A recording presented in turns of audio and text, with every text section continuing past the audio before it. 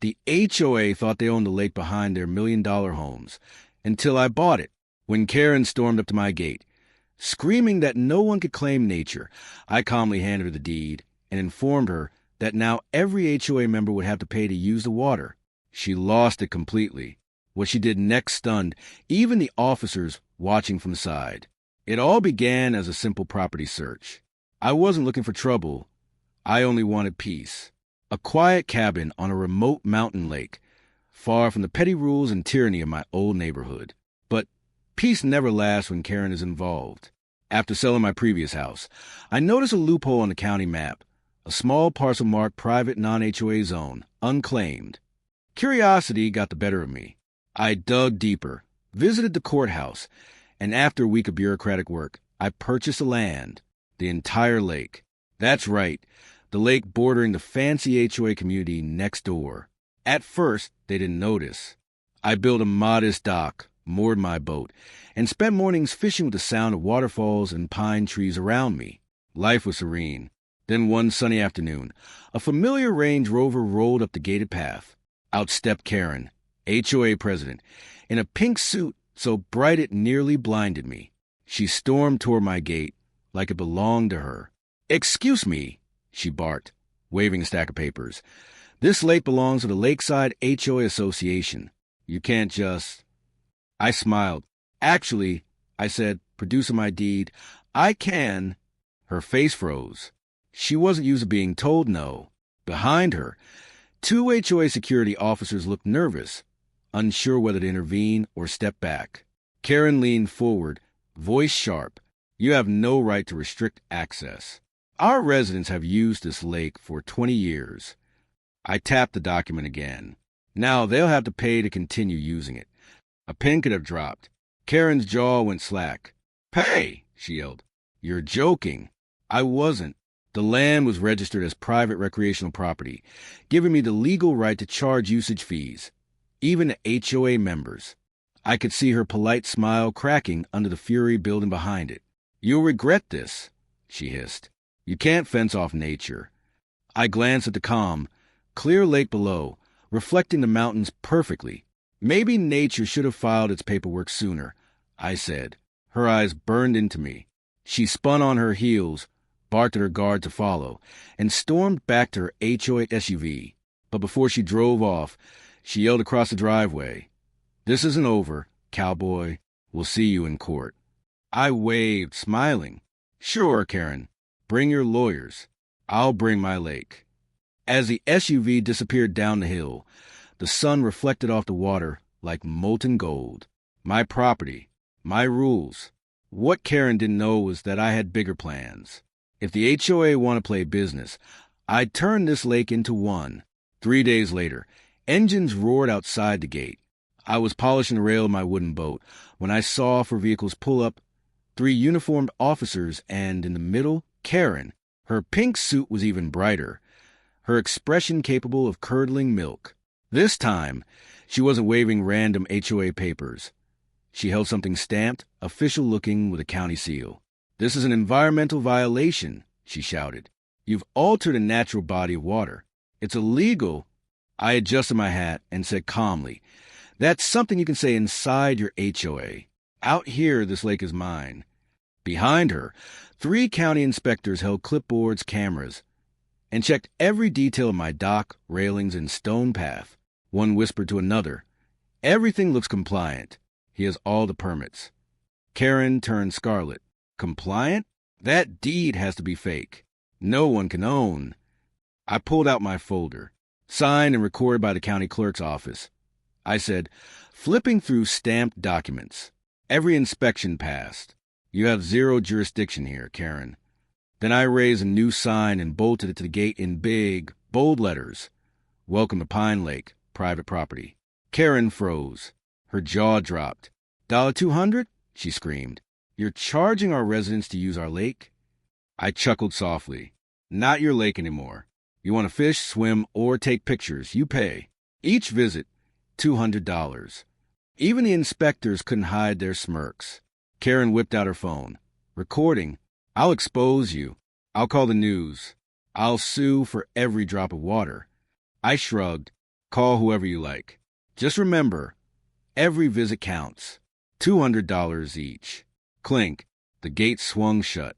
The sound echoed across the stone driveway. Karen's voice rose behind it. This means war. I leaned against the gate. No, Karen, this isn't war. This is business. You might want to learn how it works. She stomped to her SUV, yelling at her officers. We'll see you in court. As her convoy disappeared down the winding road, I turned back to the lake. The sun hit the surface perfectly, shimmering like molten glass. Calm, still mine. By morning, photos of my gate sign had exploded across social media. HOA residents had to pay to swim. The headlines mocked. Neighbors debated. Half cheer me on, half call me selfish. But one thing was certain, Karen wasn't finished. 2 weeks later, a thick envelope arrived, stamped. Lakeside HOA versus Mark Daniels. Karen had filed a full lawsuit. She claimed I had illegally privatized community property, demanding I return the lake and pay HOA damages for emotional distress. I laughed at the claims. Emotional distress because they couldn't fish for free. But the court summons was serious. One wrong move could cost everything. The morning of the hearing, the courtroom was packed. HOA members whispered like it was a celebrity trial. Cameras flashed.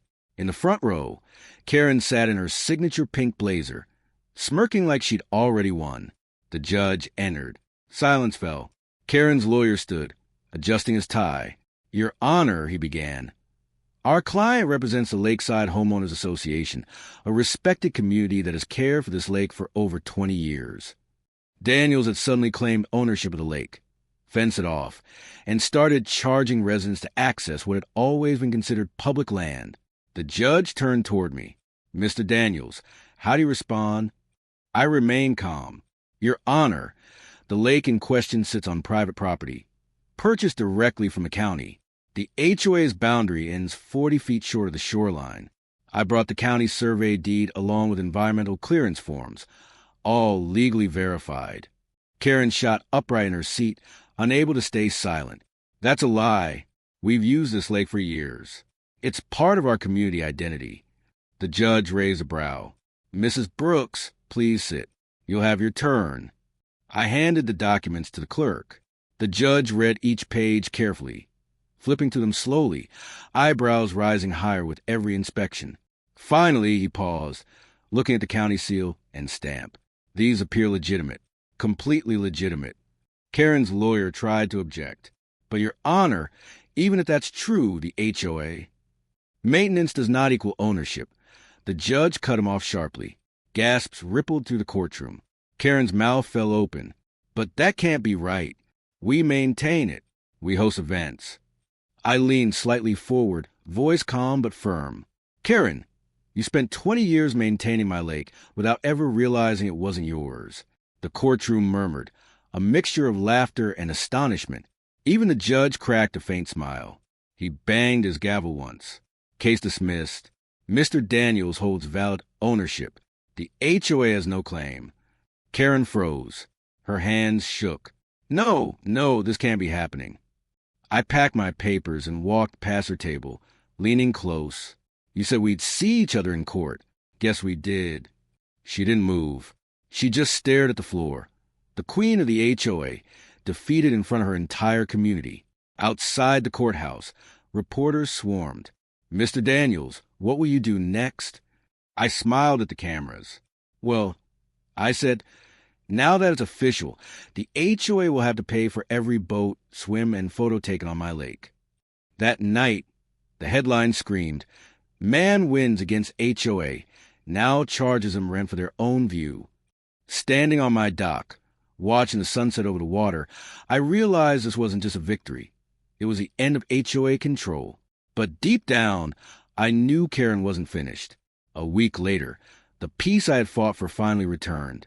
Mornings were quiet. The lake mirrored the sky. Families from the next town arrived, paid their modest fees, fished respectfully, and left everything cleaner than they found it. For the first time in months, tranquility had returned. Then one evening, just as the sun sank behind the trees, angry voices rose near the gate. There she was, Karen, red-faced, furious, clutching a thick folder. 3 HOA board members lingered behind her, pale and uncertain. I walked down the dock to meet her halfway. Back again. I asked, "Forgot your checkbook?" She slammed the folder against the gate. "Don't be smug. I may have lost in court, but this isn't over. The HOA board has voted to fine you for every day that dock remains standing. You're still violating community view ordinances." I laughed softly. "Karen, you really don't know when to quit, do you?" Her voice cracked. "You humiliated me in front of my community. You turned neighbors against each other. This lake, it was our identity." I interrupted gently. "No, Karen. This lake wasn't your identity. It was your control. You used it to remind everyone who held power. But power only lasts until someone stands up to it." Her eyes glistened. For the first time, I saw it, not rage, but fear. She had lost everything that made her feel important. The board members shifted uneasily. Finally, Mr. Lewis spoke. "Karen, enough. The HOA is done fighting. We can't waste more money." Karen spun toward him. "You're siding with him?" Lewis shook his head. "He's not the enemy. You are." The silence that followed was heavier than the lake air. Karen dropped the folder. Paper scattered across the ground. She turned to leave, but I called softly, "Karen, tell your residents they can use the lake anytime, free of charge." She froze. "What?" I smiled. "As long as they come as neighbors, not as HOA members." The board exchanged stunned glances. Karen's lips trembled, but she said nothing. She simply walked away, her heels crunching against the gravel, fading into the distance. I turned back to the water. The orange sunset danced across the lake's surface. That night, I replaced the old sign with a new one. "Welcome to Pine Lake, a free lake for everyone who respects it." Within days, families returned. Children splashed in the shallows. Old couples fished on the dock, and laughter replaced all the legal tension. From that day forward, HOA members never tried to control the lake again. People often ask if I regret challenging Karen, if I regret the fight. I tell them no. Sometimes you have to buy the very thing they say you can't, just to remind them freedom still exists. As the wind rippled across the water and the last light kissed the dock, I whispered with a smile, "Oh, pay me now." If you think the HOA finally got what it deserved, hit like, comment, and subscribe to HOA Karen Fails. Because in the next story, Karen picks the wrong fight all over again.